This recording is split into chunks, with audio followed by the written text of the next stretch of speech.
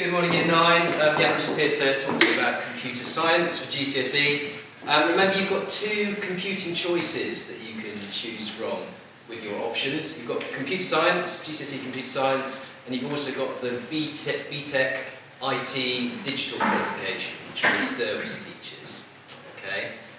So I'm going to talk a bit about computer science and what that involves. So, a very brief overview of what's covered. We learn about hardware, which is how computers work. We learn about networks, which is how they're connected. We spend quite a bit of time on data representation, which is things like binary and how pictures are displayed on computers and sound and that sort of thing.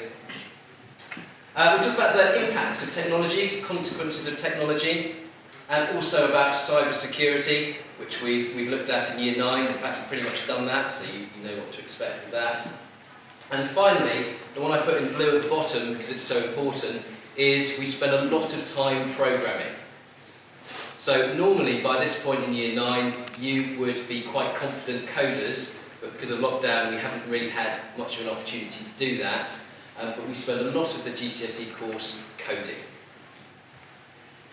Right, I do want to just dispel a few myths about the course today. So first of all, this is what computer science isn't. Okay, these are things we don't do on the course. Okay, so if you're expecting to be able to do those things on a computing course, no, that's not what we do. What we do is we do a lot of programming, as I've said. For GCSE, you will learn how to program in a programming language called Python, which we've started looking at in the last few weeks with our Turtle graphics. We also use a language called SQL. We learn how things work, how computers affect our lives, and also computer science is about trying out things. It's about experimenting and seeing if things work. Okay, and if you get things wrong, then you can see if you can improve on what you've done. A lot of people think that computing is for geeks, and if you are a geek and you're sitting out there, then that's absolutely fine. You can choose this as your option, but it is not essential for you to be a geek to do computing.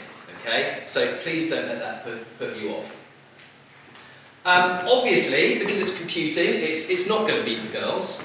Okay, because it's a computing qualification. Of course, it's for girls. Don't be so silly. Some of the best programmers in this school are girls. Okay, so I would be really, really pleased to see more girls signing up to do computer science.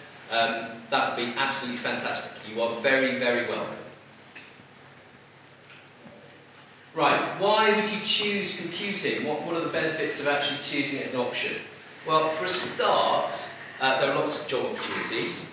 So if you Google Python developer jobs, when you have a moment, you'll see just the range of things that are on offer. But even if you are not interested in getting a job in computing or in programming, a lot of the skills that you'll learn are relevant to pretty much every career you can think of. Okay? So most organisations need people who understand how computer systems work. It is a massive advantage to have that knowledge. Also, most organisations will need you to be able to solve problems. So if you have experience of solving problems, you've got that resilience in terms of trying to figure out how things work. That is a skill that organisations really, really want. Okay, so don't choose computing if you don't like the idea of coding. If that doesn't appeal to you, this is not a good option for you. Don't choose this if you want to do the BTEC Digital IT course, because that is a different course. Do not be confused. If you need some help understanding the difference between them, then speak to me and Ms. Derwis. If you want to do something really easy, this probably isn't the course for you, because you do have to do some work, and you do have to think about it. But please do choose it. This is a good option for you if you would like to try out some coding, if you would like to learn how to code, if you like the idea of solving problems, if you're a creative thinker. The great thing about this subject is there isn't one way to write a program. There are lots of different ways that you can approach different problems. It's good for keeping your options open, and you're learning a programming language. And finally, this is obviously a good choice if you want to learn in-demand skills. Thank you very much.